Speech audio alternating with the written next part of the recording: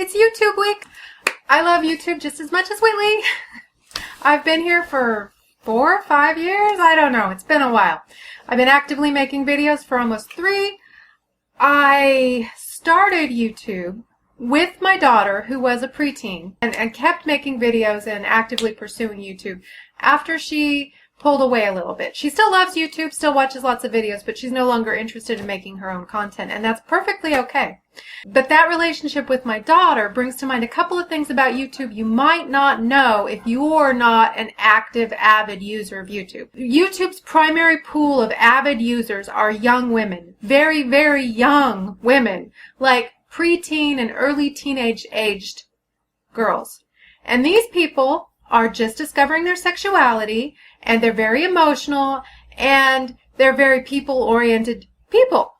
So they develop attachments to their favorite YouTube creators, who are usually young men, and those attachments can be obsessive and dangerous, and there's a power dynamic here that is uncomfortable and somewhat yucky.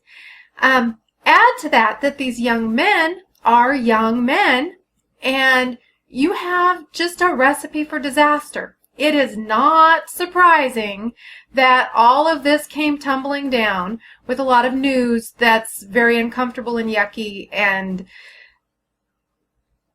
awful. Things may have begun when these men were very, very young, but these men are no longer very, very young. These are adult men who are taking advantage of really young women. Okay, another thing you might not know about YouTube that comes into play very prominently here is that as a result of the broken YouTube subscription box, there's a phrase that you won't hear from anybody who hasn't been on YouTube for a while, but as a result of the broken YouTube subscription box, YouTubers connect with each other in other forms of social media. Where most of the scandal was unveiled is on Tumblr, and I happen to be an avid user of Tumblr. I love Tumblr, but a lot of the scandal unfolded there.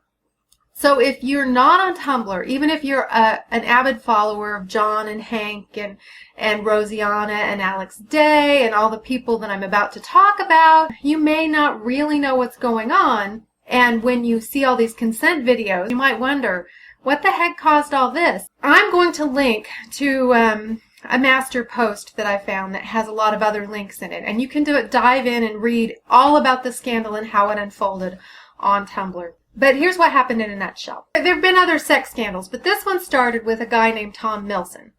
Tom Milson is not somebody I followed. He's a musician, and he has blue, really brightly colored hair. And he sold music on DFTBA Records, and he had a relationship with John and Hank, and he was a prominent YouTuber. Apparently, he had a relationship with an underage woman that involved manipulation, emotional abuse, and non-consensual sex. That phrase, non-consensual sex, comes up an awful lot in this scandal, and basically what it means is rape. When you have sex with somebody who did not give you permission to have sex with them, that is rape. So Tom Milson had a relationship with an underage woman that involved manipulation, emotional abuse, and rape. When it turned out that this happened, and Tom did not deny it happened, but actually agreed that this happened, Hank and John decided to pull his music from DFTBA Records. Perfectly understandable thing to do. There was a huge to-do and a lot of talk about how terrible this was and how a lot of people's trust in the YouTube community was undermined. But the fact that this young woman came forward and told her story emboldened other young women in the same position to come forward and tell their stories. Other men in the YouTube community have used their positions of power and prestige to coerce young women into having sex with them. And a lot of those relationships were not only non-consensual just because of the age factor, but also just plain non-consensual. Some of what happened between these young women and these men might not have been technically illegal, but even the relationships that were not technically illegal were manipulative, abusive, and just plain freaking wrong. Allegations have been made against Alex Day, Alex Carpenter, and I mean, Alex Day disappointed me, but Alex Carpenter broke my heart. I just really thought the world of that YouTuber. The people who were courageous enough to come forward with their stories weren't just anonymous, no-name people. Some of these people were people who have some clout in the community, and you might ask yourself, how could somebody as smart as Rosianna end up in an abusive relationship with a YouTube star like Alex Carpenter?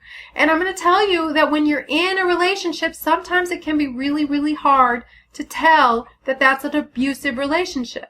So many people have said, well, I always knew Alex Day was kind of a creep. And it's true, Alex Day was obviously not a feminist, but you didn't know Alex Day was capable of rape, of non-consensual sex. No, you didn't know that. I didn't know that.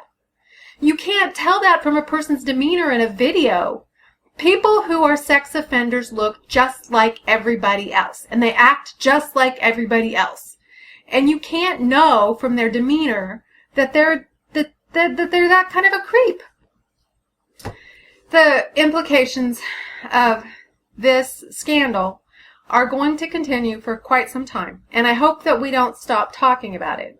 There have been a lot of videos made about consent and what consent means, and I think that these are really important. I think that men need to know, and women too, need to know that both parties have a right to consent in relationships. Like, you are never obligated to have sex, no matter what your gender, no matter what the situation, no matter what your relationship to that person. And the only person who has property rights over your body is you. And that's it. That's all there is to it. It's just really sad, but it's not surprising. And next time I want to talk about where we can go from here and how our community is pulling together after this and what this means moving forward and what we've done right, because we sincerely did some things right where this scandal was concerned, where in the past we haven't and other people haven't. And we need to get it right again and again and again, because this is not the last YouTube sex scandal. My name is Marilyn. This is Two Awesome Women, and I think you're awesome. Bye-bye.